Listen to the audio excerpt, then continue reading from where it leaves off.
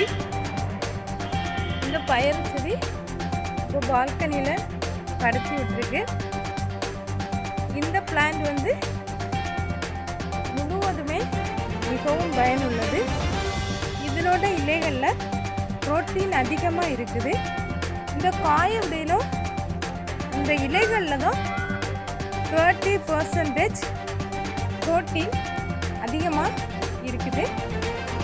இந்த காய்கள் நம்ம சிறுசாக இருக்கும்போதும் அப்படியே இது வறுவல் பண்ணலாம், அப்புறம் வேக வச்சு சாப்பிடலாம், கூட்டு வைக்கலாம், எல்லாமே பண்ணலாம்.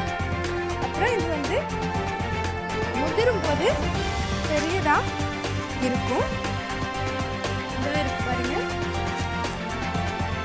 அப்படியே அது கீழே இருந்து இப்படியே நம்ம படுத்து வச்சுருவோம்.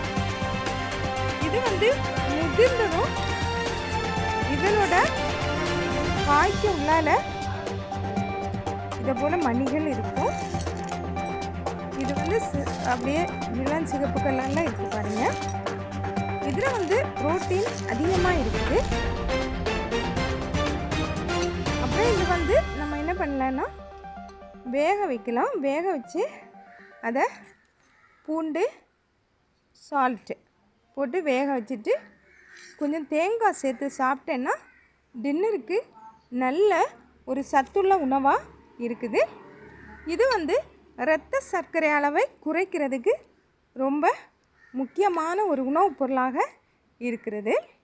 இதில் இருக்கக்கூடிய ஆன்டி ஆக்சிடெண்ட், அப்புறம் பாலிஃபினால்கள் அப்படின்னு சொல்லக்கூடிய ஆன்டி ஆக்சிடெண்ட் இதில் இருக்குது.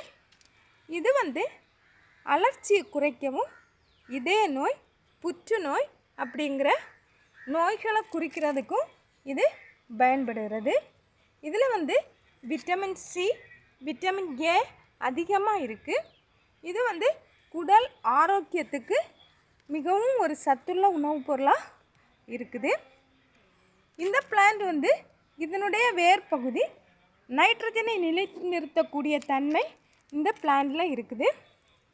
அப்புறம் இந்த பிளான்ட் முழுவதையுமே நம்ம வந்து கால்நடைகளுக்கு தீவனமாக உபயோகப்படுத்தலாம். தேங்க்ஸ்.